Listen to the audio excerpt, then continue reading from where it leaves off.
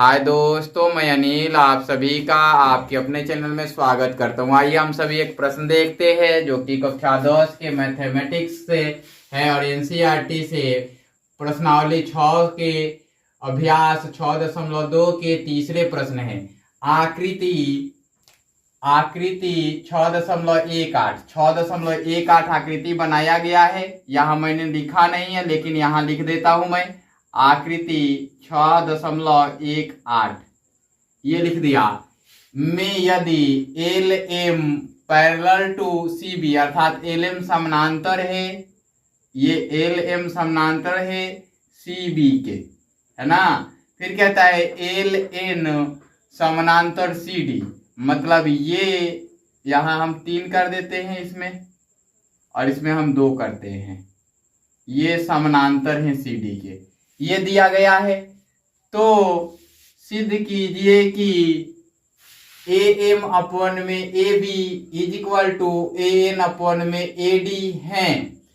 चलिए मैं एक प्रूफ करूंगा, दूसरा बता दूंगा या पूरा प्रूफ करके बता दूंगा, कोई दिक्कत नहीं होगा। आइए पहले मैं इसका कच्चा फॉर्मेट समझा दूं आपको। एक फिगर बनाता हूं मैं, ठीक है। सेम इसी प्रकार का फिगर बनाता हूं मैं।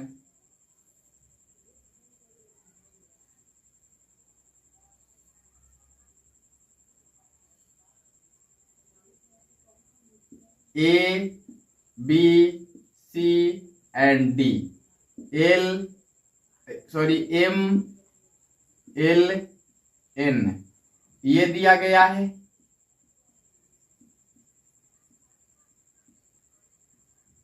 ऐसा दिया गया है ना।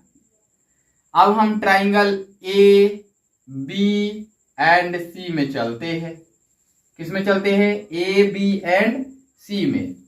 आप देखिएगा ध्यान से, हम इसमें चलते हैं।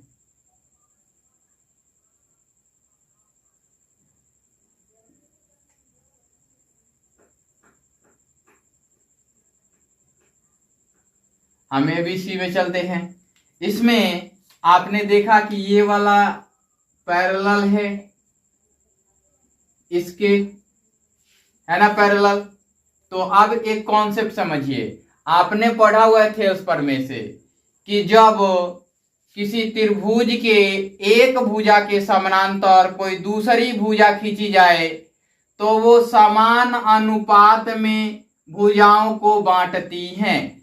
तो ये वाला पार्ट अनुपातिक हो जाएंगे, है ना। ये थेल्स प्रमेय है ना। यानी कि ए एम अपॉन में बी एम होगा, अनुपातिक होगा ए एल अपॉन में सी एल, ये होगा।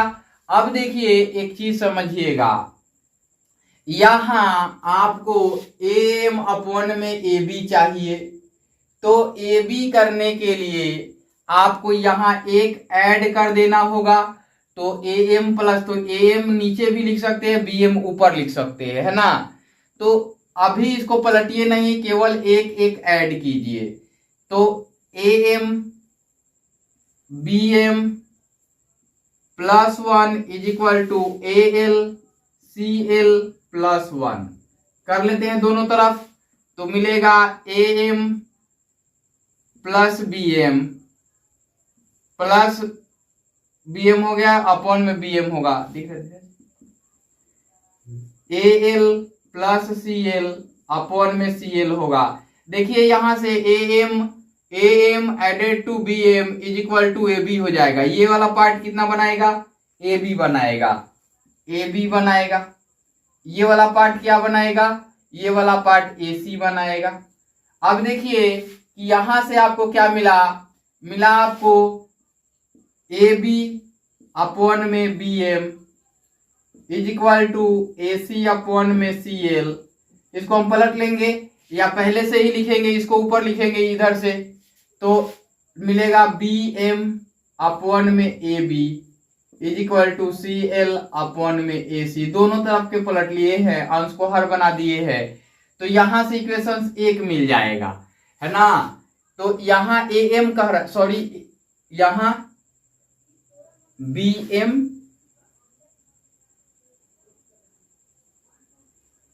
यहां इसको हम बदल के लिख सकते हैं, AM को नीचे लिखेंगे तब ऐड करेंगे तो आसानी से मिल जाएगा, यहाँ BM के बदले AM मिल जाएगा।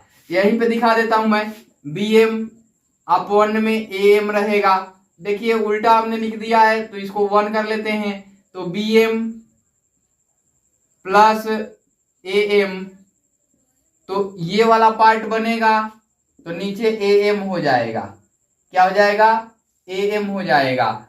और ये AM से क्या बनाएगा? ये वाला पार्ट बना लेगा AB, तो AB अपॉन में क्या बन जाएगा?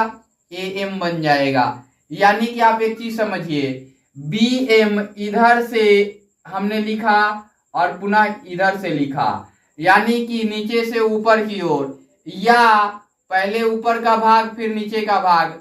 अगर हम चाहें तो इसको पलट करके लिख सकते हैं, इसको पलट करके लिख देंगे, या इसको लिखेंगे नीचे से ऊपर की ओर।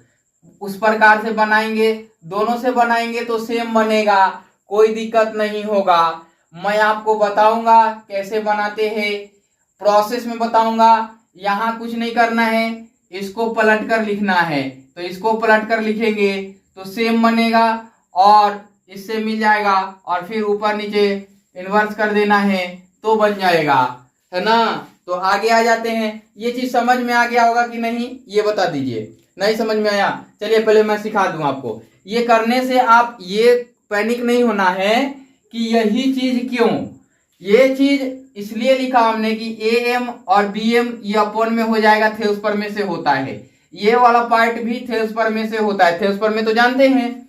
चलिए हमने एक ऐड किया, अगर सोचिए कि हमने ये वाला पार्ट नीचे की ओर लिखा है, तो ये वाला पार्ट हम ऊपर की ओर कर दे और ये वाला पार्ट नीचे की ओर कर दे, क्योंकि हमें AM चाहिए, हमें AM चाहिए, तो दोनों तरफ जोड़ना है। तो AM तो हमें चाहिए, तो इसको हम नीचे रख सकते हैं या ऊपर कर सकते हैं, कोई दिक्कत नहीं होगा, है ना। या यहां से हम लिखेंगे, पहले क्या करेंगे कि इसको अगर हम चाहे तो ऐसा भी लिख सकते हैं, पूरा बटा में लिख सकते हैं, इसके ये वाला बटा में ये पार्ट और ये वाला पूरा बटा में लिख सकते हैं।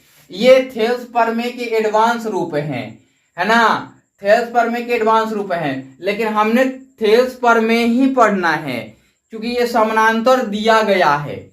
यहाँ पे देखिए समानांतर दिया गया है, हमें पूरा समझाना, इसलिए टाइम लगेगा वीडियो में, आप लोग भी देखिएगा, ठीक है ना।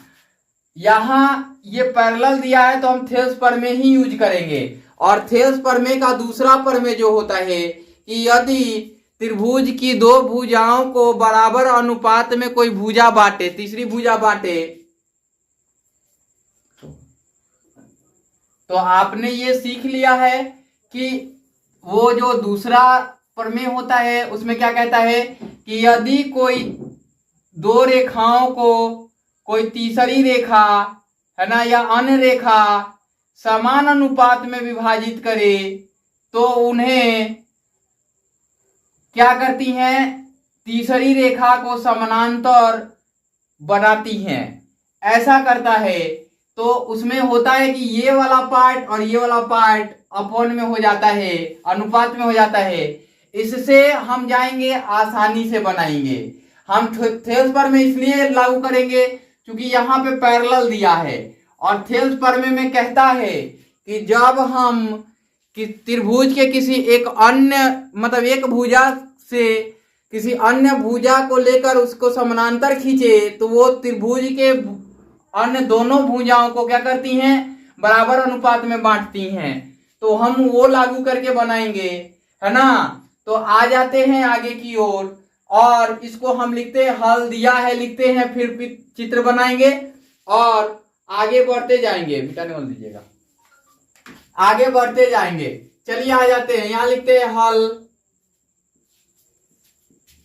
यहां लिखते हैं दिया है,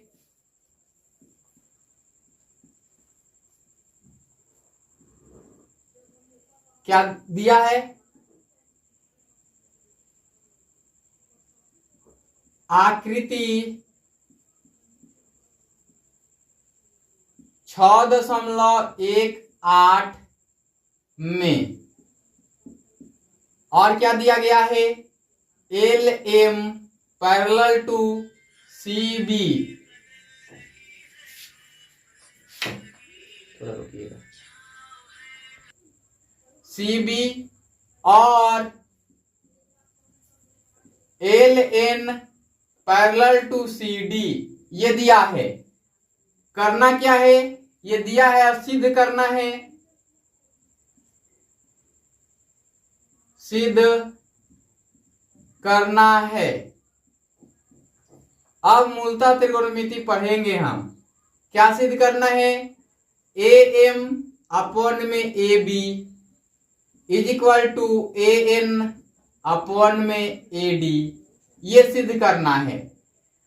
आगे हम आते हैं, दिया है, हो गया। अब आकृति को बनाते हैं, है ना। क्या बनाते हैं, आकृति को बनाते हैं। तो आकृति को किस में लिखते हैं, आकृति को हम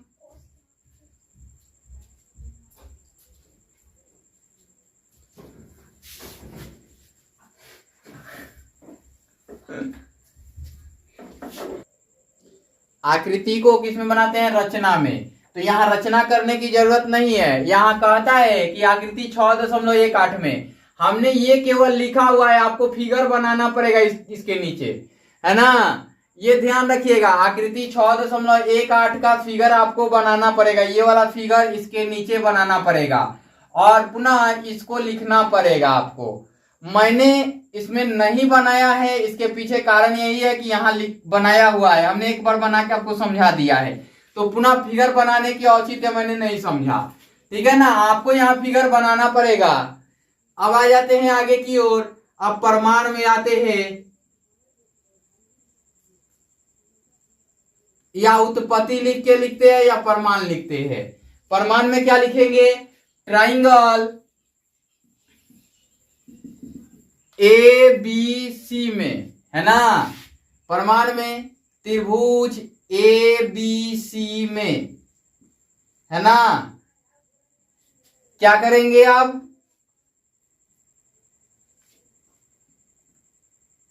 करेंगे बी एम अपॉन में ए एम, है ना, is equal to C L upon में ए एल, ये लिखेंगे।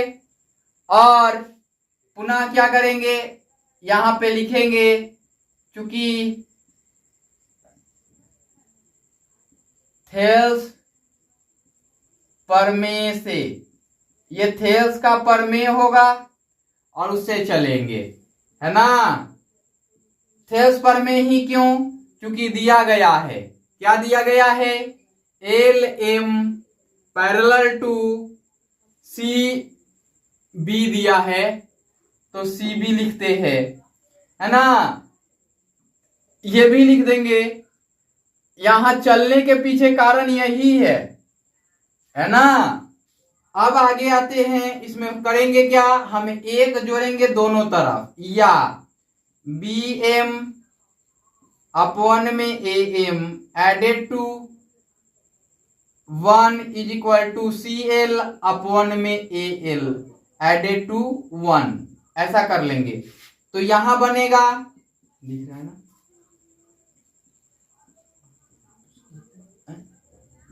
नीचे नहीं दिख रहा है, इसके नीचे। चलिए यहां हम लिख देते हैं चुकी करके। क्या लिखेंगे, चूंकि दोनों तरफ एक जोड़ने पर, या एडेड 1 कर देंगे, ऐसे कर देंगे। अब आगे की ओर आ जाते हैं हम, यहां पे करते हैं, या B M added to A M upon में A M is equal to C L added to A L upon में ए एल, ये बनेगा।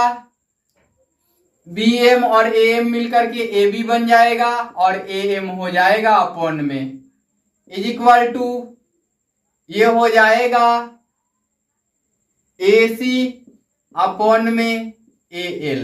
हम इसको पलट देंगे, है ना, क्योंकि इसमें है, ये लिख देंगे आकृति से, और इसको बगल में लिख सकते हैं, ये लिख सकते हैं BM और AM बराबर AB आकृति से, या आकृति से, है ना, ऐसा लिख सकते हैं। यहाँ पे हम नहीं लिख रहे हैं, छोड़ दे रहे हैं, आप लिख लीजिएगा, है ना।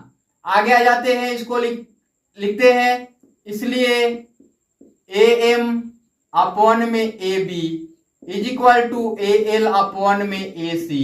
ये इक्वेशंस एक कर लेते हैं हम, और फिर किस में आते हैं, त्रिभुज, फिर त्रिभुज किस में आते हैं, ACD में, ACD में, है ना, या फिर इसी प्रकार लिख सकते हैं, फिर इसी प्रकार लिख देंगे त्रिभुज ACD में, ACD में क्या हो जाएगा, इसमें होगा आपका AN अपॉन में AD, क्या होगा, AD बराबर हो जाएगा AL अपॉन में AC, है ना। और ये किससे बनेगा, ये बनेगा आपका थेल्स प्रमेय से ही बनेगा, लेकिन कॉन्सेप्ट ऊपर वाला ही लागू हुआ, है ना।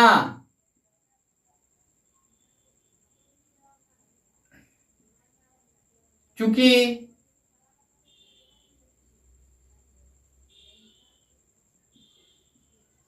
थेल्स प्रमेय के विपरीत प्रमेय से, विपरीत प्रमेय से ये लिख सकते हैं आप, है ना। तो इसको हम इक्वेशंस 2 करते हैं। अब देखिए पुनः इक्वेशंस 1 एवं 2 से चलते हैं, पुनः समीकरण 1 एवं 2 से चलते हैं।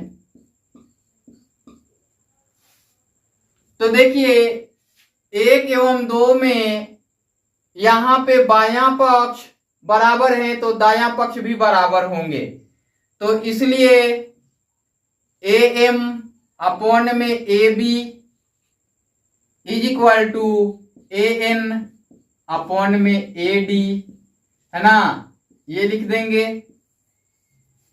यहां पे लिख सकते हैं क्योंकि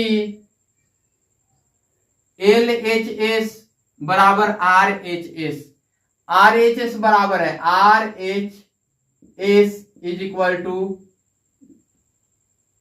RHS, देन, है ना, तो LHS is equal to LHS, है ना, ये लिख देंगे। अब यहां QED लिखेंगे या प्रमाणित हुआ हिंदी में लिखेंगे, प्रमाणित हुआ हिंदी में लिखेंगे, और यही आपको चाहिए था, सिद्ध करना था। यहां देख सकते हैं। उम्मीद करता हूं कि बेहतर तरीके से समझ आया होगा। बीच में वीडियो को देखिएगा तो ये नहीं कहिए कि मास्टर को आता नहीं है, मास्टर को आता है। एक बार पढ़ा के निकल जाने के बाद आप तो वीडियो रिवाइंड करके देख सकते हैं, लेकिन क्लास के बच्चे कैसे देखेंगे, इसलिए ऐसा करता हूं मैं।